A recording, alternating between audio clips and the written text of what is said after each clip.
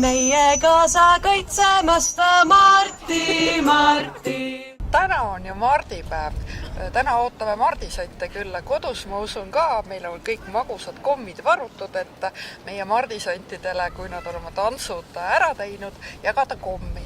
Ja siin Raekoja platsil ootan ka kohe 2 vahva kooli õpilasi, tulevad siia Vanalinna haridusgümnaasiumi ning samuti ka Püha Miikaeli kooli lapsed. Kuuldavasti on siin üle 100 lapse.